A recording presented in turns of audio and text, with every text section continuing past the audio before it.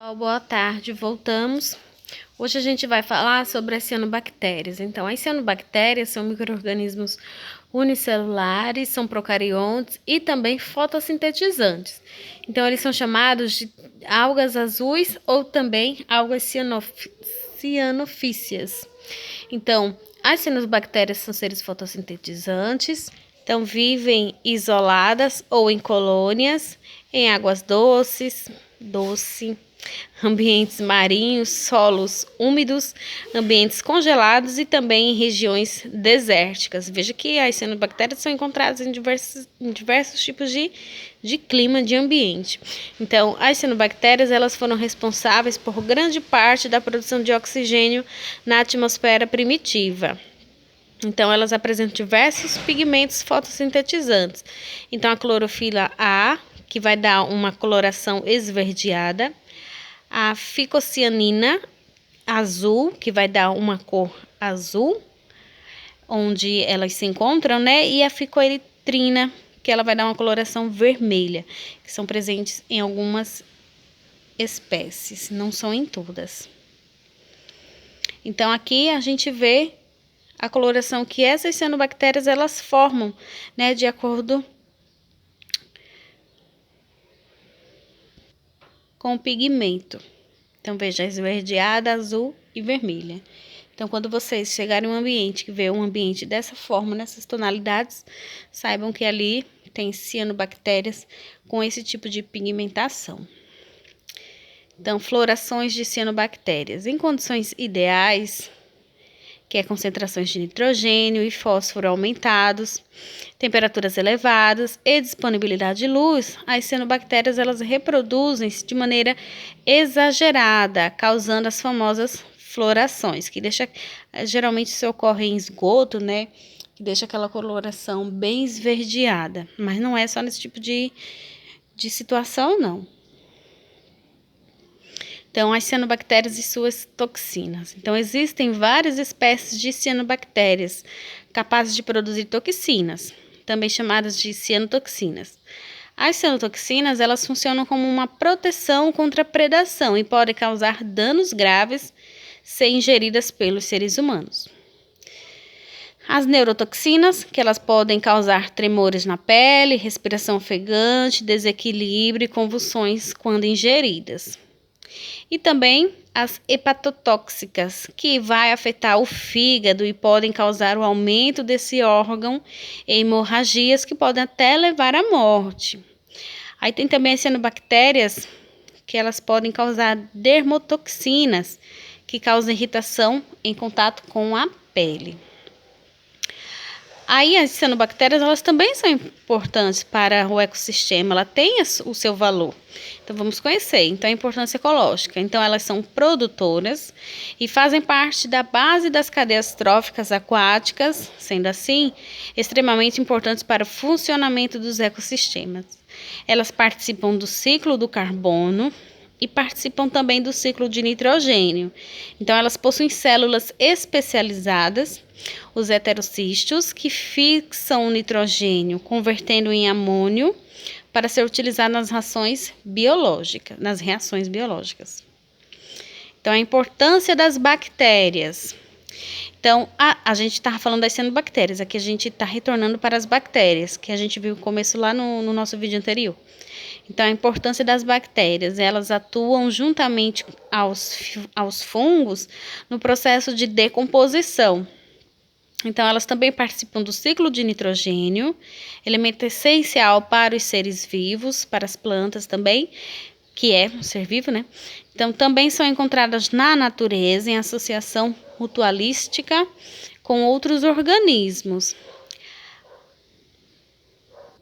Então, a Escherichia coli, por exemplo, ela vive normalmente em nosso intestino grosso e atua na produção de vitamina K e algumas vitaminas do complexo B. Então, veja que existem algumas bactérias que não fazem mal.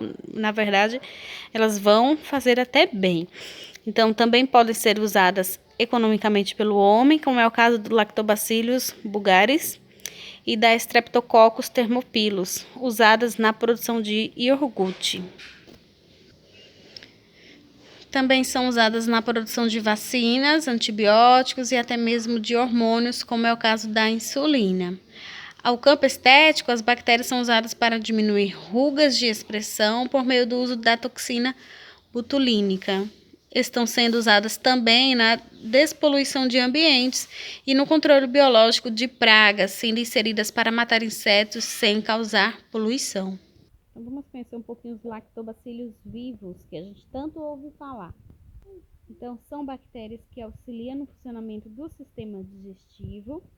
Além disso, eles também desempenham um papel importante na manutenção e proteção das pilosidades do intestino. Então, no organismo humano, é possível encontrarmos trilhões de bactérias que trabalham garantindo o funcionamento de certas funções e órgãos.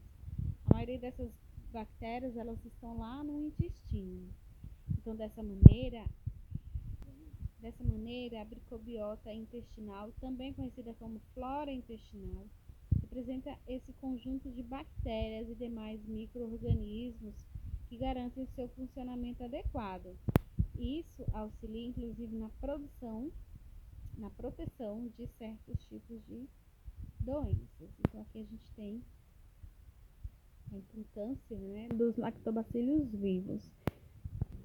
Vamos conhecer, então, os benefícios dos lactobacílios. Então, vai melhorar a capacidade de digestão da lactose, vai diminuir a absorção do mau colesterol, que é o LDL, mais conhecido como LDL, mau colesterol, auxilia na remoção de certas toxinas, inibindo seus efeitos. Então, promove a saúde epitelial, promove a produção de ácido láctico, capaz de remover alguns agentes patogênicos maléficos no intestino, auxilia na prevenção a infecções genitais, urinárias e fúngicas, é capaz de melhorar a absorção dos nutrientes obtidos via alimentar, como cálcio e o ferro, e promove a desintoxicação intestinal, equilibrando a flora intestinal, a flora do intestino. Aí a gente tem agora a contrapartida, né, que é as doenças causadas por bactérias, né, algumas doenças que são causadas por bactérias. Então, as doenças causadas por bactérias, elas são relativamente comuns e podem até mesmo causar a morte, se não forem adequadamente tratadas. Estima-se que as bactérias causam cerca da metade de todas as doenças humanas. Então, as doenças causadas por bactérias, elas podem ser transmitidas de diversas formas, como ingestão de alimento e água contaminada por essas bactérias, que podemos citar a cólera e o botulismo. Pode ser causada também pelo ar, que a gente tem exemplo, a tuberculose, hanseníase e coqueluche, e pode ser transmitida, pode ser adquirida a partir da via sexual, né? Que temos como exemplo a gonorreia e a sífilis. Então, alguns cuidados que devem ser tomados quando o assunto é antibiótico. Então, não é só tomar antibiótico, tem que ser passado pelo médico. Então, nunca utilizar antibiótico sem recomendação do médico ou do dentista. Obedecer aos horários recomendados pelo médico ou dentista. Nunca interromper o tratamento e nunca aumentar ou diminuir a dose sem conhecimento do seu médico e do seu dentista. Então, algumas das doenças causadas por bactéria, elas são tratadas com antibiótico. Então, a gente deve ter todos esses cuidados.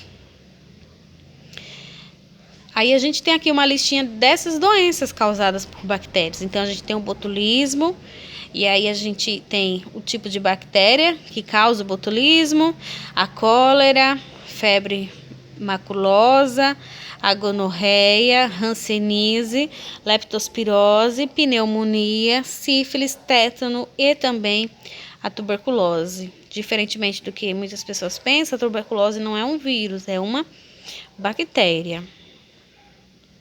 Aí vamos falar um pouquinho sobre algumas dessas doenças, né? Aqui a gente tem a leptospirose, que a sua penetração ocorre através da pele com lesões pela íntegra imersa por longos períodos em água contaminada através de mucosas. Então, a gente entra, geralmente é na água, né? Na água doce. E aí, se a gente tiver alguma ferida, alguma mucosa essa bactéria ela vai penetrar na pele. Então, o tempo entre a infecção da doença até o momento que a pessoa leva para manifestar os sintomas vai variar entre 1 dia até 30 dias. E normalmente ocorre entre 7 a 14 dias após a exposição a situações de risco. Então, aqui a gente tem os sintomas da leptospirose, a febre, dor de cabeça, dor muscular, principalmente nas panturrilhas, falta de apetite, náuseas e vômitos. Então, a manifestação na fase tardia ocorre a síndrome de Wey, que vai ocorrer insuficiência renal e hemorragias. Síndrome de hemorragia pulmonar, lesão pulmonar aguda e sangramento maciço, comprometimento pulmonar, tosse seca, dispneia, expectoração hemoptóica. Síndrome de angústia da respiração, síndrome da angústia respiratória aguda, que é a SARA. Manifestações hemorrágicas, pulmonar, pele, mucosas, órgãos do sistema nervoso central. Então, veja a importância de ser descoberta essa doença a tempo, né? Por isso que deve ser feito exames de rotina, pelo menos anualmente, para saber como é que tá, né, o seu organismo por dentro, não esperar sintomas, porque tem doenças que os sintomas demoram a aparecer e quando aparece já é um pouco tardio. E aqui a gente tem algumas complicações que vai ocorrer, né, a partir dessa doença. O tratamento em casos mais leves vai ser feito a medicação de alguns medicamentos, antibióticos. Se for o caso mais grave, vai ocorrer a internação. E para prevenção dessa doença, obras de saneamento básico, né? Nada de lixo jogado pelos cantos, né? Dejetos humanos ou animais, eles têm que ser feitos em fossas sanitárias. Evitar o contato com água ou lama. Quando tem muita chuva, é sempre muito importante a gente evitar pisar nos esgotos, porque a gente corre o risco de se infectar com essa bactéria. E água sanitária para tratar a água que a gente vai beber e também lavar os alimentos. Aqui a gente tem um ciclo de transmissão. A gente sabe que a leptospirose ela é causada pela urina dos ratos. Então, o rato, ele urina. E aí, se a gente entrar em contato com essa urina, a gente acaba adquirindo essas bactérias que está na urina. Importante que para tomar banho, né, de água doce, é muito importante que você saiba a procedência desse riozinho que você está tomando banho, desse lago, porque você pode se contaminar, né, adquirir a leptospirose. E aqui a gente tem a atividade que vai ser lá da página 65 até a página 67, tá certo? Então, acredito que a partir dessa videoaula vocês conseguem responder essa atividade, tá certo? Então, qualquer coisa eu estou lá no PV e até a próxima aula. É claro que a gente aqui fez um resumo, tá? Um resumo, porque não tem como a gente aprofundar, é muita coisa. Mas qualquer coisa eu estou lá no PV, tá certo? Então, tchau. Responda a atividade, eu fico no aguardo.